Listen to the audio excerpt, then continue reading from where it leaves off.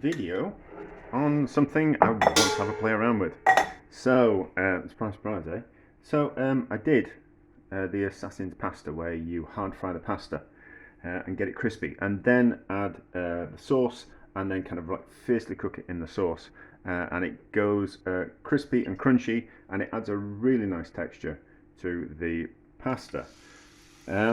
So, I was thinking about it, and I was thinking, well, can we use the same technique in other pasta dishes? So there is like the Roman pastas, so like carbonara and cacio e pepe, and I won't pronounce it properly, but pasta alla Gricia. They all make this. You form a sauce in the pan using the pasta water and some hard Italian cheese, and maybe the addition of an egg, and you use the fat from the some bacon as a bit of a way of making the sauce. So it's like a bit like a deconstructed cheese sauce, because you've got the starch from the pasta, you've got the fat from the bacon or the guanciale, and then you've got the cheese from the cheese, and then you've got the liquid from the pasta water, which forms the sauce. So, but I was kind of thinking, can we, if we're going to be doing one of those types of dishes, can we hard fry the pasta and see what happens? You know, because it's not that dissimilar cooking method between the Assassin's pasta and carbonara and those type of things. It's not that dissimilar. We're forming the sauce in the pan. So I just softened the pasta in a little bit of water beforehand so it'd fit in the pan. Otherwise it's going to be very difficult to fry it. It's probably just down to the fact that my pan's not quite big enough. But I just thought what we'll do is we'll just soften it in some water, and then we'll use that water to cook the pasta in. So that's how we're going to get around not using the pasta water to form the sauce. We've got the pasta, there will be some starch in that water. And before that I'd fried off some of my home cured bacon, and then the fat's still in the pan. So that's what the pasta is frying in at the moment. So quite a hard fry. And then when it's caramelised, I can see it's already wanting to colour around the outside. When it's got a bit of colour on it, we'll turn it over, and then we'll add the pasta water to it, probably a little bit more water to it as it cooks. And then when the pasta's cooked, we will grate in some hard Italian cheese. I'm just using the cheap stuff from the supermarket. It's a hard Italian cheese, Italian hard cheese. So it will actually be Italian. It will be a hard cheese. It will just won't be a pecorino or anything like that. It will just be a nondescript milk and a nondescript hard cheese, but made in the same way as pecorino, you know.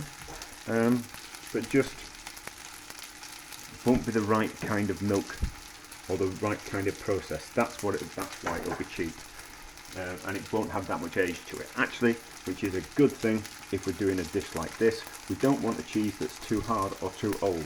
We want a cheese that's still got a little bit of moisture and a little bit of softness to it, you know, because that just melts into the sauce a lot easier, I have found anyway. And I once saw quite a famous YouTube chef having real problems making I think it was cacio e pepe, with a very expensive Parmesan cheese, and I think he's had the trouble with it because it was an old hard cheese which didn't have much moisture left in it. A delicious expensive cheese, but not really ideal for something like this. So you can see there it has fried and gone crispy. So that's what we want for most of the rest of the pasta. So I'll carry on cooking that like that. You don't see that, and I've waffled on enough and probably haven't made much sense. So we're back when we are adding some liquid to it.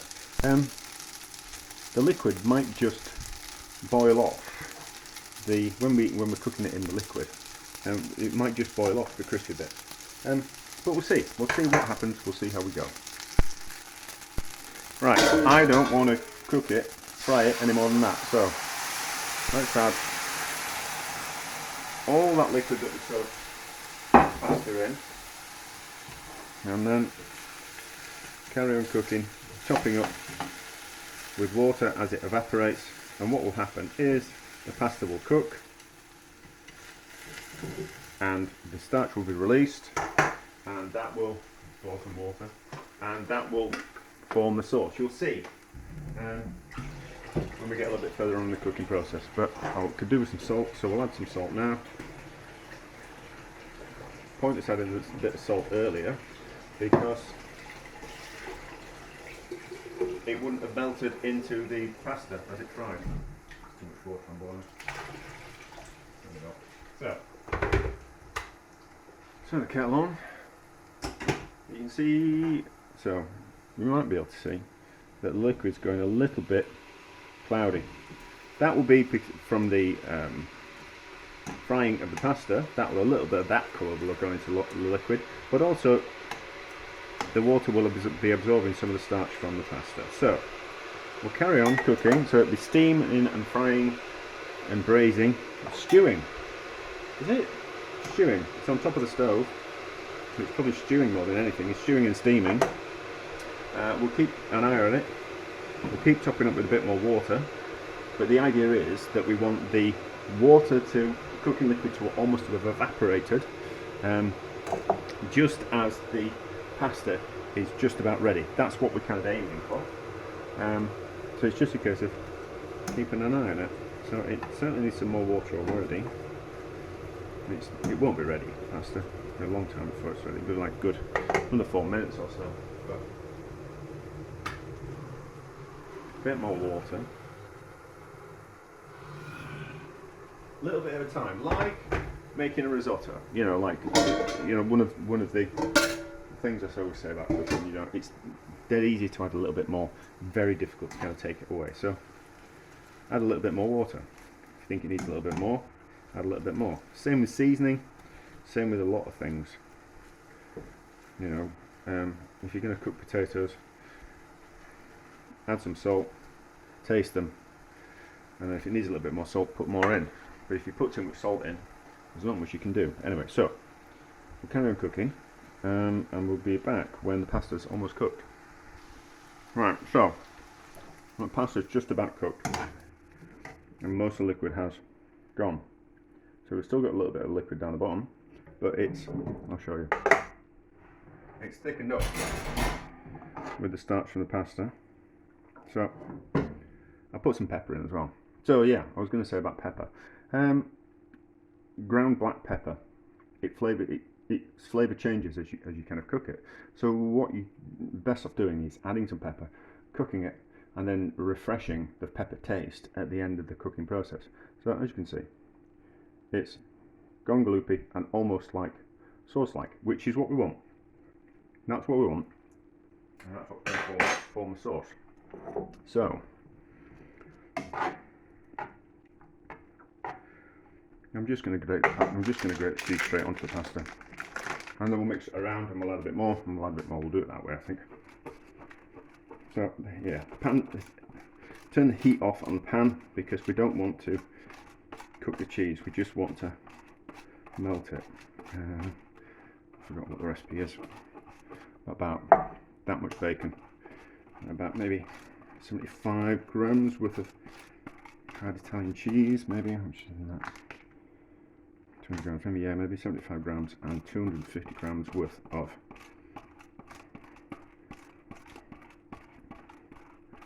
pasta. Now, lots of people we'll see. Lots of people want to grate the cheese really finely when they do a dish like this, and make a slurry of pasta water or hot water, and then add that to the pasta. I don't think you need to do that. Although we're using a different type of pasta today. No, that's working. It's clumping a little bit. We just need a little bit of water just to loosen it. It needs to go back on the stand. So move around.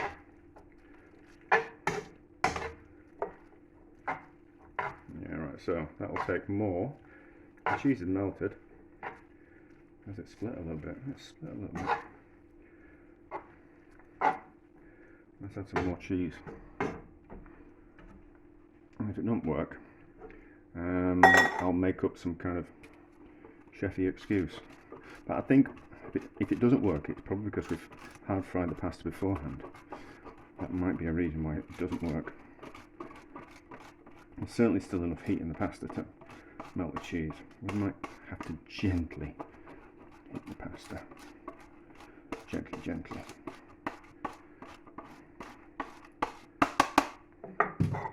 So,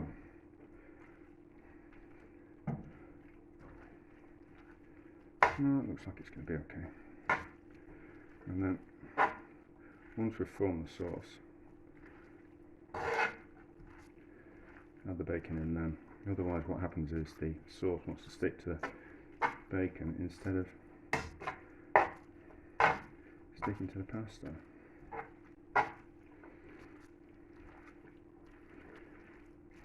And a little bit more water. And maybe a little bit more cheese. No, that's okay. It's gone a little bit clumpy. Yeah, it's slightly split out. So maybe that is why we can't do it.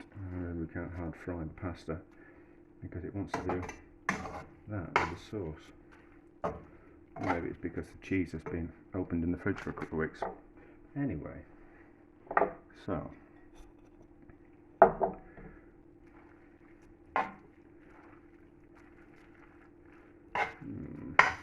let's put some more cheese in.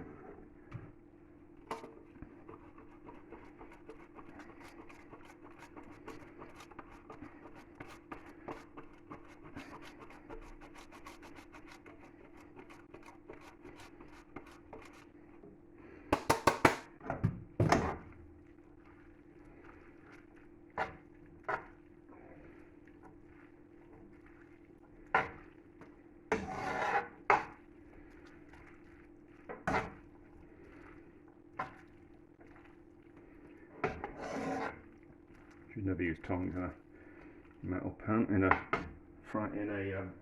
non-stick pan, but you know.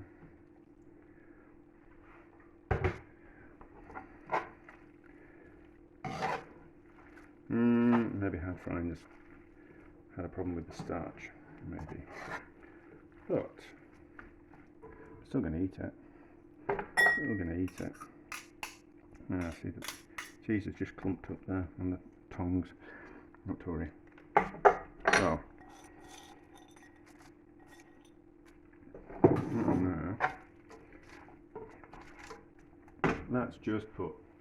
I'm not going to ruin it any further by putting a little bit of heat under the pan. Let's see if we can just get that sauce come together a little bit better.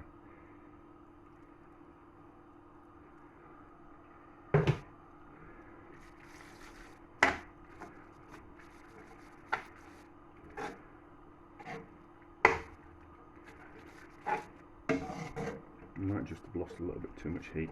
Might have been better with a slightly thicker bottom pan.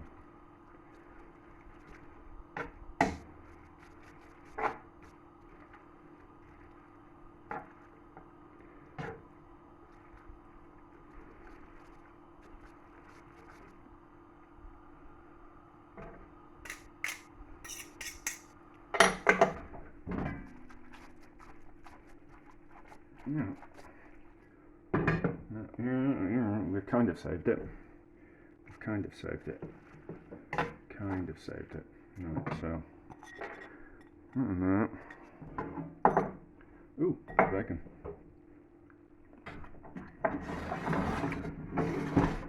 Bacon's good. Now, yeah, so we've kind of saved it. We've kind of saved it. I'm not going to twiddly pasta yet. Yeah, so we've kind of saved it. Kind of. It probably just cooled down a bit too much.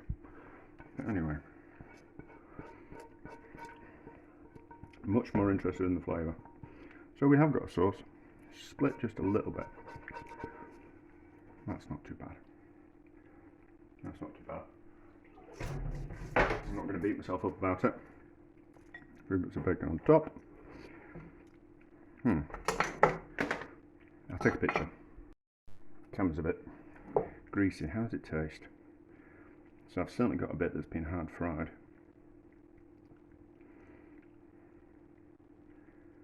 Should have a spoon. I've got a spoon.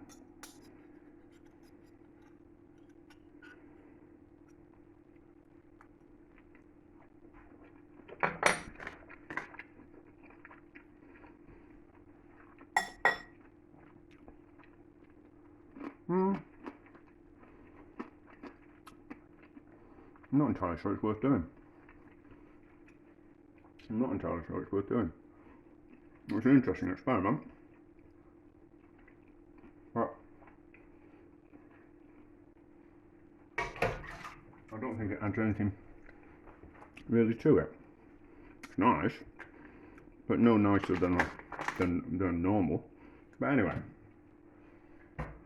it's answered the question, so that's good enough for me.